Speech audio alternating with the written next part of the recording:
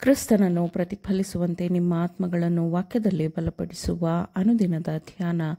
ಇಂದಿನ ಧ್ಯಾನದ ಶೀರ್ಷಿಕೆ ಕ್ರೈಸ್ತನೆಂದು ಗುರುತಿಸಲು ಇರಬೇಕಾದ ಕಟ್ಟುನಿಟ್ಟಿನ ಸಮಗ್ರತೆ. ಈ ದಿನದ ದೇವರ ವಾಕ್ಯ, ನಿಮ್ಮ ತೂಕದ ಕಲ್ಲು ನಿಮ್ಮ ಅಳತೆಯ ಸೇರು ನ್ಯಾಯವಾಗಿಯೇ ಇರಬೇಕು. ನೀವು ಹೀಗೆ ನಡೆದುಕೊಂಡರೆ ನಿಮ್ಮ ದೇವರಾದ ಯೆಹೋವನು ನಿಮಗೆ ಕೊಡುವ ದೇಶದಲ್ಲಿ ಬಹುಕಾಲ ಬಾಳುವಿರಿ. ಧರ್ಮೋಪದೇಶಕಾಂಡ 25ನೇ ಅಧ್ಯಾಯ 15ನೇ ವಚನ. ಜೀವನದ ಎಲ್ಲ ವಿಷಯಗಳಲ್ಲಿ ಕ್ರೈಸ್ತರು ಕಟ್ಟುನಿಟ್ಟಿನ ಸಮಗ್ರತೆಯ ತತ್ವಗಳನ್ನು ಅನುಸರಿಸಬೇಕು. ಇದು ಲೋಕವನ್ನು ಆಳುವ ತತ್ವಗಳಲ್ಲ. ಯಾಕಂದರೆ ಈ ಲೋಕದಲ್ಲಿ ಸೈತಾನನು ಯಜಮಾನನಾಗಿದ್ದಾನೆ ಮತ್ತು ಅವನ ವಂಚನೆ, ಅವನ ದಬ್ಬಾಳಿಕೆಯ ತತ್ವಗಳು ಆಳ್ವಿಕೆ ನಡೆಸುತ್ತವೆ. ಆದರೆ ಕ್ರೈಸ್ತರು ಬೇರೆ ಯಜಮಾನನ ಅಡಿಯಲ್ಲಿ ಕೆಲಸ ಮಾಡುತ್ತಾರೆ ಅಲ್ಲವೇ?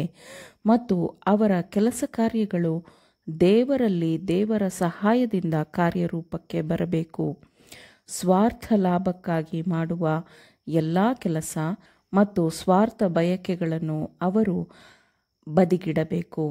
ವ್ಯವಹಾರದ ವಿಷಯಗಳಲ್ಲಿ ಸಂಪೂರ್ಣವಾದ ನ್ಯಾಯ ನಡವಳಿಕೆಯಿಂದ ಸ್ವಲ್ಪ ಬದಲಾಗುವುದು ಸಣ್ಣ ವಿಷಯವೆಂದು ಕೆಲವರಿಗೆ ಕಾಣಿಸಬಹುದು.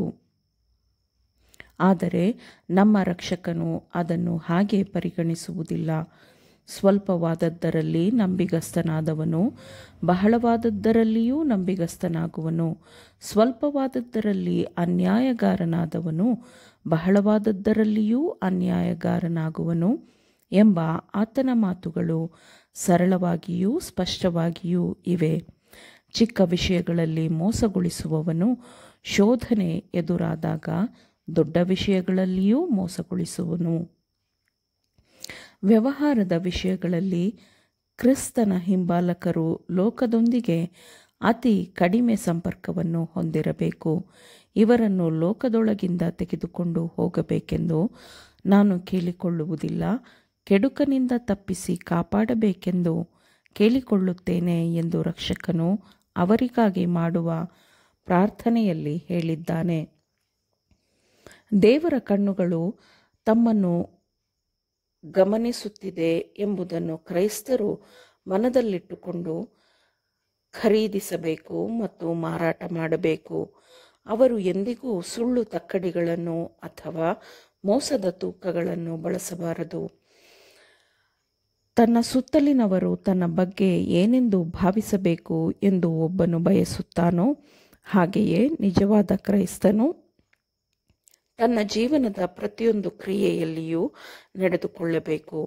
ಅಂತಹವನು ಸತ್ಯ ಮತ್ತು ಯಥಾರ್ಥತ್ವದಿಂದ ಮಾರ್ಗದರ್ಶನವನ್ನು ಹೊಂದುತ್ತಾನೆ. ಅವನು ಸಂಚು ರೂಪಿಸುವುದಿಲ್ಲ, ಆದುದರಿಂದ ಅವನಲ್ಲಿ ಮರೆಮಾಡಿಕೊಳ್ಳಲು ಏನೂ ಇರುವುದಿಲ್ಲ. ಅವನನ್ನು ಜನರು ಟೀಕಿಸಬಹುದು, ಅವನನ್ನು ಪರೀಕ್ಷಿಸಬಹುದು, ಆದರೆ ಇದೆಲ್ಲದರ ಮೂಲಕ ಅವನ ತಲೆಭಾಗದ ಸಮಗ್ರತೆಯು ನಿಷ್ಠೆಯು ಶುದ್ಧ ಚಿನ್ನದಂತೆ ಹೊಳೆಯುತ್ತದೆ. ತನ್ನೊಂದಿಗೆ ಸಂಪರ್ಕಕ್ಕೆ ಬರುವ ಎಲ್ಲರಿಗೂ ಅವನು ಸ್ನೇಹಿತನಾಗಿರುತ್ತಾನೆ, ಉಪಕಾರಿಯಾಗಿರುತ್ತಾನೆ ಮತ್ತು ಅವನ ಜೊತೆಯವರು ಅವನಲ್ಲಿ ವಿಶ್ವಾಸ ಇಟ್ಟಿರುತ್ತಾರೆ, ಏಕೆಂದರೆ ಅವನು ಅದನ್ನು ಹೊಂದುವುದಕ್ಕೆ ಅರ್ಹನಾಗಿರುತ್ತಾನೆ. ಅವನು ತನ್ನ ಸುಗ್ಗಿಯನ್ನು ಸಂಗ್ರಹ ಮಾಡಲು ಕೆಲಸಗಾರರನ್ನು ನೇಮಕ ಮಾಡಿಕೊಳ್ಳುತ್ತಾನೆಯೋ? ಅವರು ಕಷ್ಟಪಟ್ಟು ಸಂಪಾದಿಸಿದ ಹಣವನ್ನು ಇಟ್ಟುಕೊಳ್ಳುವುದಿಲ್ಲ. ಅವನಲ್ಲಿ ತಕ್ಷಣಕ್ಕೆ ಉಪಯೋಗವಾಗದ ಹಣವಿರುವುದೋ? ಹಾಗಾದರೆ ಅವನು ಅದನ್ನು ತನಗಿಂತ ಹೆಚ್ಚು ಕಷ್ಟಗಳನ್ನು ಅನುಭವಿಸುತ್ತಿರುವವರ ಅಗತ್ಯತೆಗಳನ್ನು ಪೂರೈಸುತ್ತಾನೆ. ಅವನು ತನ್ನ ನೆರೆಹೊರೆಯವರ ಪ್ರತಿಕೂಲ ಸಂದರ್ಭಗಳ ಲಾಭವನ್ನು ಹೊಂದುವ ಮೂಲಕ ತನ್ನ ಆಸ್ತಿಯನ್ನು ಹೆಚ್ಚು ಮಾಡಿಕೊಳ್ಳಲು ಪ್ರಯತ್ನಿಸುವುದಿಲ್ಲ. ಅವನು ತಾನು ಮಾರಾಟ ಮಾಡುವಾಗ ನ್ಯಾಯಯುತವಾದ ಬೆಲೆಯನ್ನು ಮಾತ್ರ ಸ್ವೀಕರಿಸುತ್ತಾನೆ. ಮಾರಾಟವಾದ ವಸ್ತುಗಳಲ್ಲಿ ದೋಷಗಳಿದ್ದರೆ ತನಗೆ ನಷ್ಟವಾಗುತ್ತಿದ್ದರೂ ಅವನು ಅದನ್ನು ಖರೀದಿ ಮಾಡುವವರಿಗೆ ಸ್ಪಷ್ಟವಾಗಿ ತಿಳಿಸುತ್ತಾನೆ.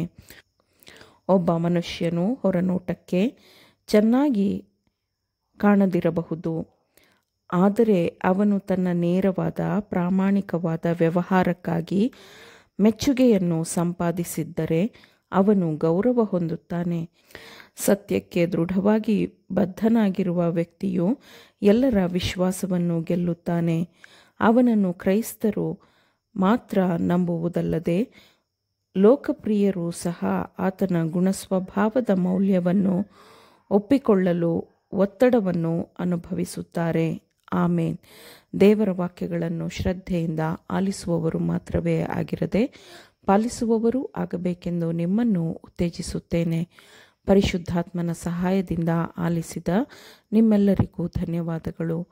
ಮತ್ತೆ ದೈನಂದಿನ ಧ್ಯಾನಕ್ಕಾಗಿ ನಾಳೆ ಸಂಧಿಸೋಣ. ಆಮೇನ್.